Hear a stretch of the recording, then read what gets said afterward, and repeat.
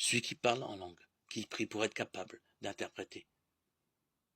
Si je prie dans une langue inconnue, mon esprit a beau être en prière, mon intelligence ne produit rien. Que vais-je donc faire? Je vais prier avec mon esprit, mais aussi avec mon intelligence.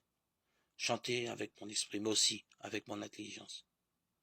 En effet, si tu dis une prière de bénédiction avec ton esprit seulement, alors celui qui est là et n'y connaît rien, comment va-t-il répondre Amen à ton action de grâce, puisqu'il ne sait pas ce que tu dis?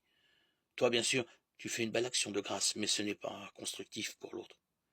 Je parle en langue plus que vous tous, et je rends grâce à Dieu. Mais quand l'Église est rassemblée, je préfère dire 5 paroles, avec mon intelligence, de manière à instruire les autres plutôt que d'en dire 10 000 en langue. Frères, pour le bon sens, ne soyez pas des enfants.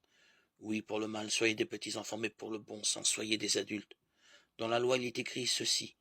C'est par des hommes de langue étrangère, par des lèvres d'étrangers que je parlerai à ce peuple. Et même ainsi, ils ne m'écouteront pas, dit le Seigneur.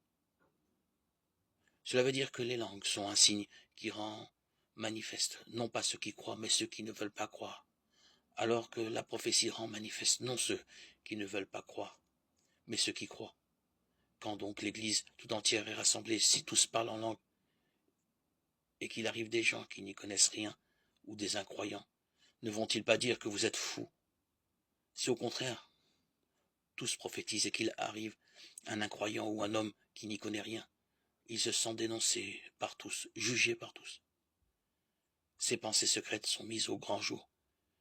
Il tombera la face contre terre pour adorer Dieu, en proclamant c'est vrai que Dieu est parmi vous. 1 Corinthiens 13, 25.